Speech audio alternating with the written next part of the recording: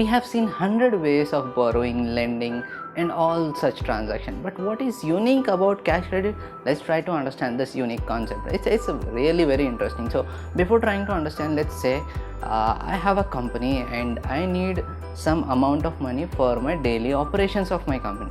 So the amount required for the daily operating activities for any company is called as working capital. Now cash credit will simply move round and round around this working capital, and let's get started with cash credit. So cash credit is similar to overdraft. It means that I can withdraw the amount from the account in which I did not maintain any balance. Let's say cash account, unlike the overdraft account, requires a separate account. Let's call it as a CC account throughout the context of this video. So I have a CC account, cash credit account. Now in that there is a limit which is given to me by the bank. Now let's come to this first step. Based on what am I eligible?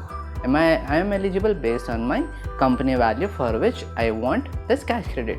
Now bank decides the cash credit eligibility or not based on my books of accounts, based on the assets that I am putting as a collateral, based on my shares and all those stocks value. So it's like, if I want certain amount of limit in my cash credit, or I want cash credit for certain amount, I should also give as much of shares or amount as a collateral to the bank. Okay, so I think we are clear here as of step 1 that are we eligible or not. Now step 2, a separate account is open for cash credit. Now there's no limit on how many transactions that can be done per day, per minute, or how many checkbooks, how many passbooks. There's no such limit for this account. So it's just like a company is a separate entity from its owners, this account is also a separate account from its owners or anyone. That's why cash credit can be used by any kind of business, but only for working capital. Let's say for sole proprietorship, for private company, for other banks, or for any such small scale, medium scale, large scale business. So basically cash credit can be used for anything. Now let's try to understand. This can be availed for a maximum of 1 year. Okay, now why 1 year?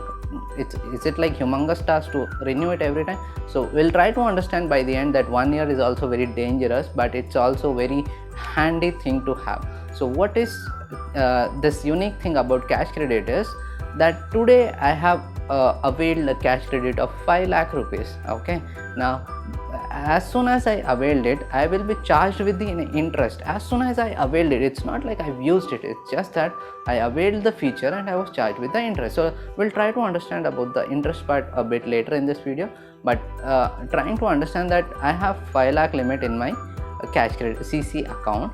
Now I'm not using it today, so we need to understand that this 5 lakh is given to us by the bank for the sake of our working capital. Now today I'm not using it, so for today's sake I will be charged the interest rate for the 5 lakh rupees which I have not used, unlike the other types of facilities where I am charged for using it. Okay, tomorrow I am using 3 lakh rupees, so tomorrow, by the end of tomorrow, I will charge with the interest for the 2 lakh rupees which I have not used.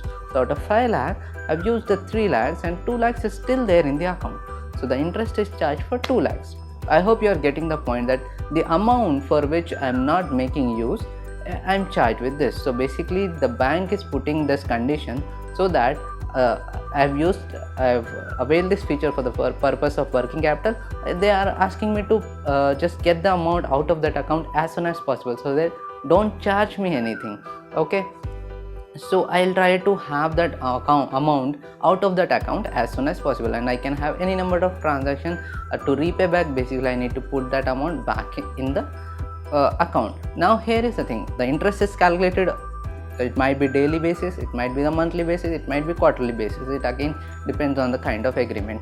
So that was the first thing. Now second thing, because cash credit facility I availed for 6 months, or let's say I availed it for 9 months. Okay, now in between every month or quarterly or maybe at the end of 9 months, it's up to the bank when they want to again inspect my books of accounts to verify that to validate my eligibility. So that was all about cash credit. Now let's try to understand the difference between cash credit and overdraft.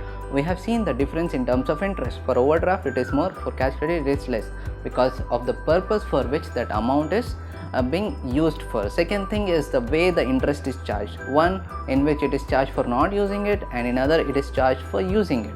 Third, the duration. Fourth, people who can avail it. So these are some of the major points of differences. There is huge list of other chunks of differences, but on the surface level this is the difference, and I hope now the cash credit versus overdraft and the concept of both is clear. So if there is any term throughout the video that you didn't understand, please do mention in the comment section, or otherwise you will already have a video on that term specifically.